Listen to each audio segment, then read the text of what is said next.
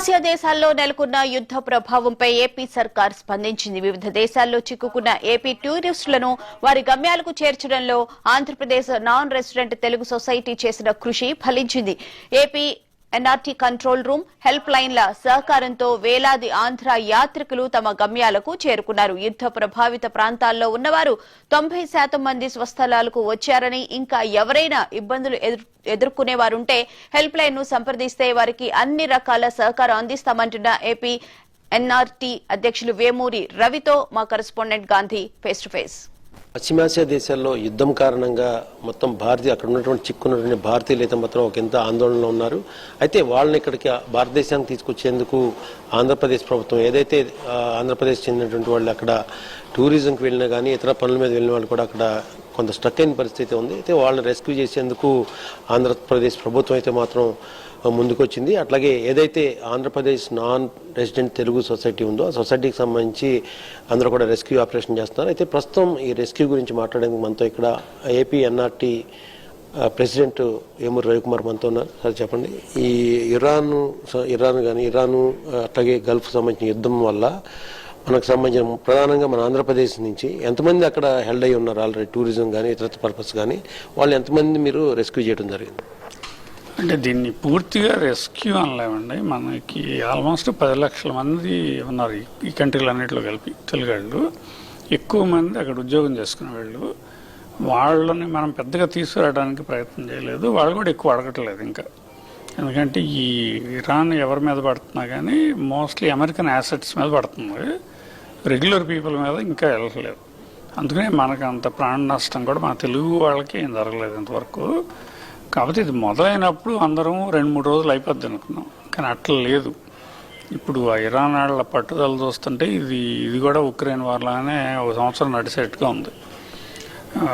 మనకి వెనక్కి వచ్చే రిక్వెస్ట్లు మొదట్లో ట్రాన్సిట్ ప్యాసింజర్స్ అంటారండి. అంటే అమెరికా నుంచి వచ్చేవాళ్ళు, ఇక్కడి నుంచి యూరోప్ వెళ్ళేవాళ్ళు, దుబాయ్ చూడటానికి వెళ్ళిన వాళ్ళంతా ఎయిర్పోర్ట్లో ఇరుక్కున్న వాళ్ళు ముందు బాగా భయపడ్డారు.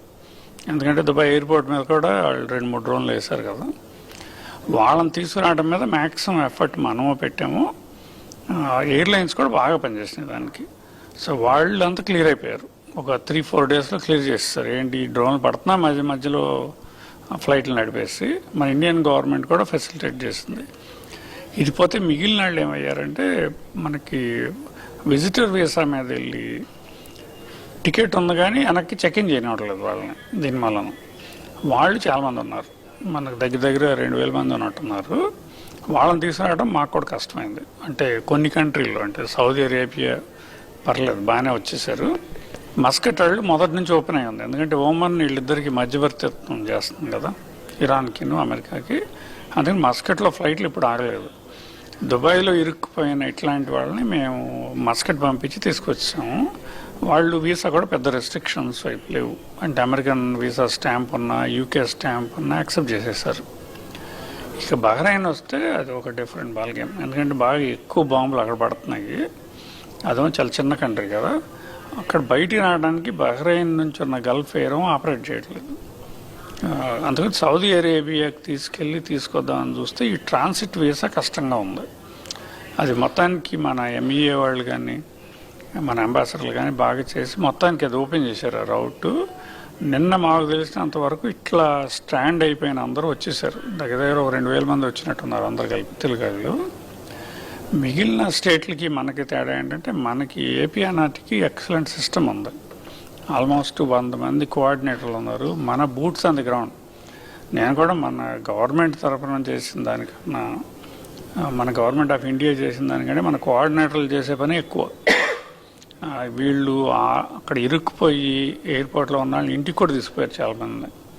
సో మనకి గాడ్స్ అండి ఇది మటుకు. ఇది మొత్తానికైతే కనుక ఎవరైనా సరే మిడిల్ ఈస్ట్ ఏషియాలో ఉన్నటువంటి ఎవరన్నా కనుక ఇంకా హెల్డ్ అయిపోయినటువంటి టూరిస్టులు కానీ, ఎవరైనా ఇతరత్ర కారణాలతో రావాల్సిన వాళ్ళు కానీ ఏపీ ఎన్ఆర్టీ వెబ్సైట్లో కానీ, లేకపోతే కనుక అక్కడ ఉన్నటువంటి ఏదైతే హాట్లైన్ ఉందో దాన్ని కానీ వాళ్ళు దాని ద్వారా ప్రాసెస్ అప్రోచ్ అయితే కనుక ఏపీ ఎన్ఆర్టీ వాళ్ళు ఖచ్చితంగా వాళ్ళకి హెల్ప్ చేస్తామని చెప్పి కూడా రవికుమార్ చెప్తున్నారు.